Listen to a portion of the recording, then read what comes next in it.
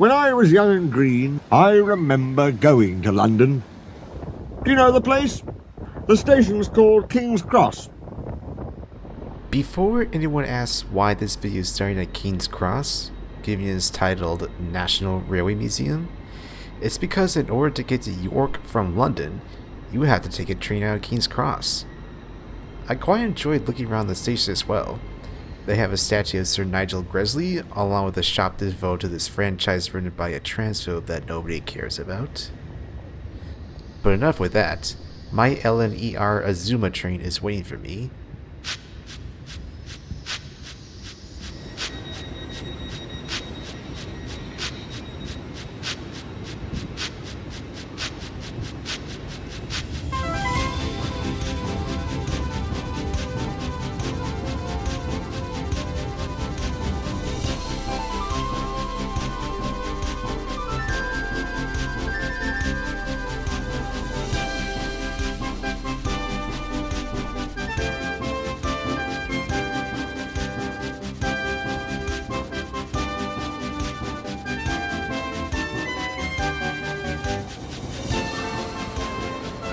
It wasn't long before I reached York and reached the Railway Museum? Yeah, I should probably bring up the elephant in the room. Recently, the National Railway Museum's name was shortened to just Railway Museum. I still call it the former out of habit. It's much like how Midwesterners still call the Willis Tower in Chicago its original name, Sears Tower.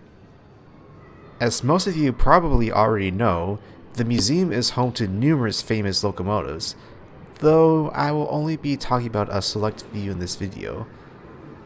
Primarily the ones I saw during my visit.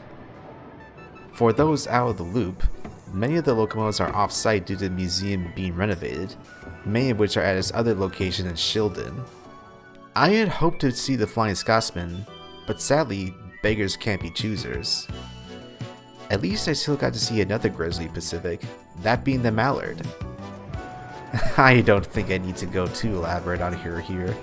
You all already know what the Mallard is famous for, still holding the record as the fastest steam locomotive in the world. Though, time will tell if she keeps that record or not.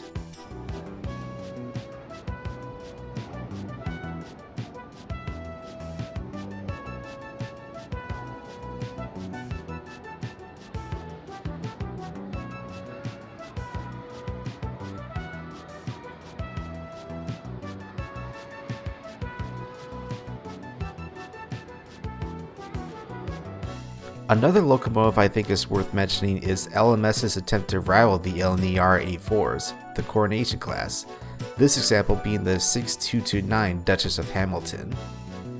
Given I'm American, I think it's worth sharing the fun fact that Hamilton actually visited America in 1939 for the New York World's Fair, masquerading as 6220 Coronation. Much like Flying Scotsman on his own USA tour 30 years later, the Duchess was temporarily fitted with a headlight and bell. I believe this bell is at the museum, but I didn't see it, so I can't confirm.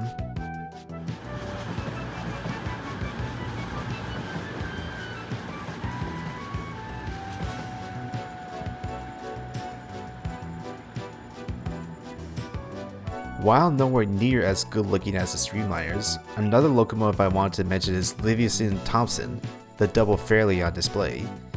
Given she's very clearly a former Festiniog railway engine, one might wonder why she's in York and not back home at Festiniog. And my friend Overland, who's unfortunately not on YouTube, actually told me the reason. During the 1970s, the Festiniog Railway's upper management was planning to rebuild her with more modern appliances, but the volunteers didn't want to lose the last original Fairley, since by this point, Merton Emery's had also been heavily rebuilt. So they struck a deal so that they could provide a new built Fairley, which would lead to the birth of Earl of Meredith, while Livingston Thompson would enjoy a quiet life here in York. How about that, eh?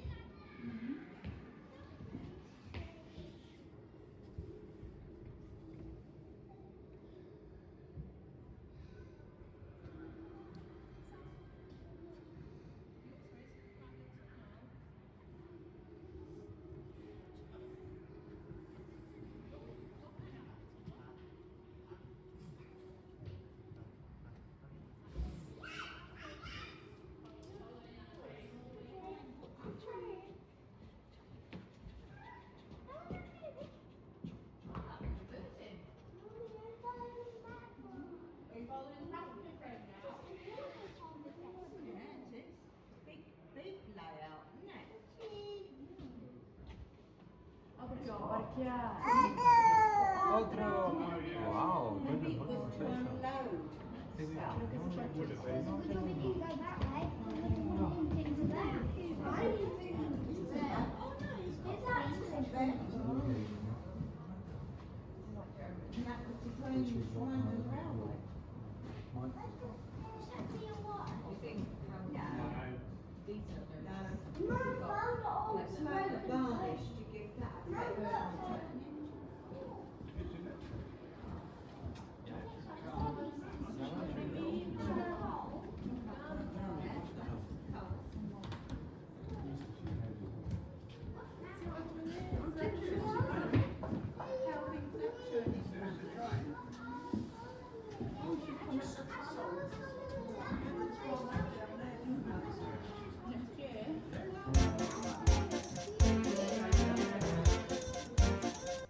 Furnace Railway Number 3, aka Old Cobber Knob, is another locomotive that fascinated me, primarily because she used to be on static display at the Baron Furness station up until World War II, when she managed to cheat death and survive the German air raid.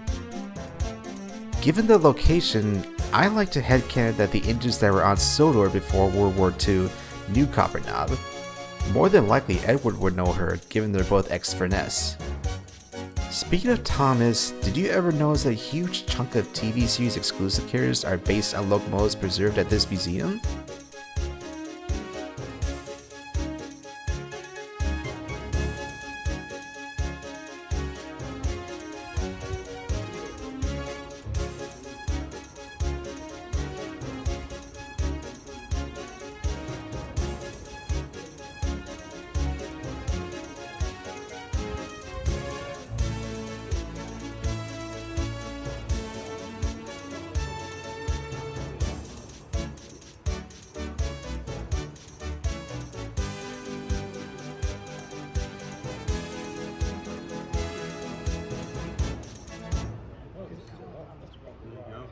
Now you can do it. Yeah. Now you should go.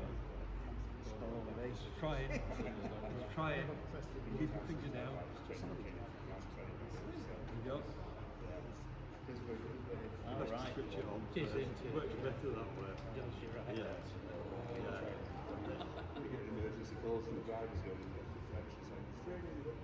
Are we coming into? Are we coming down here? No, I don't know. I think we're on main line. Yes, main line. Oh, right.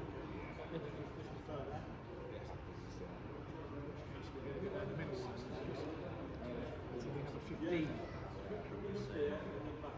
Are we going down the main line?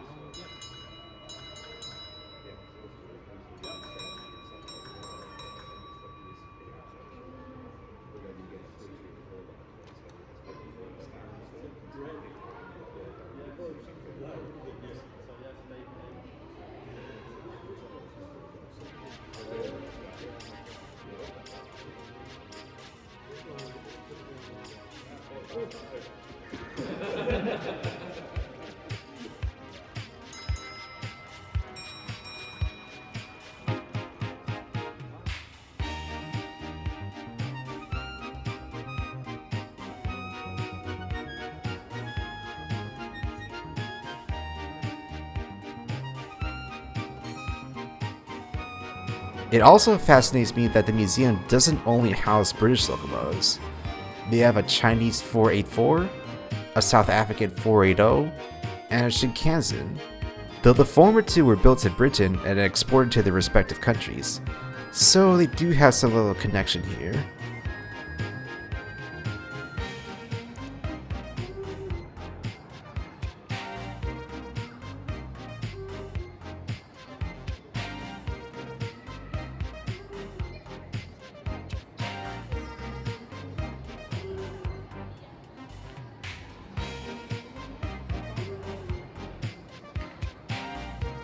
The Eurostar caught my attention too, especially since I took the actual train to get to England. Though it's crazy to me that most of the Class 373s like this one are not retired. Now the newer 374s carry the torch.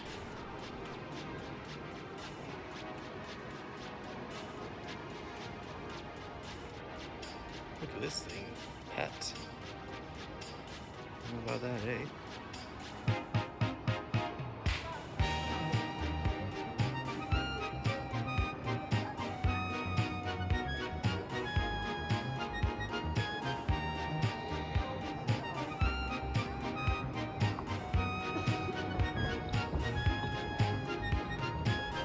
Unfortunately, I didn't stay at the museum for as long as I thought I would.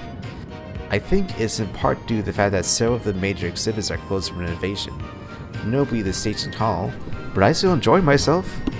I actually purchased a Hornby Mallard and a Bachman UK Henrietta at the gift shop, and I would definitely recommend looking through there. They even have Flying Scotsman gin of all things. But once I was back in London, it was time to return to Paris, and in part 3, we will be taking a look at their own National Railway Museum, or as it's now called, the Site du Train.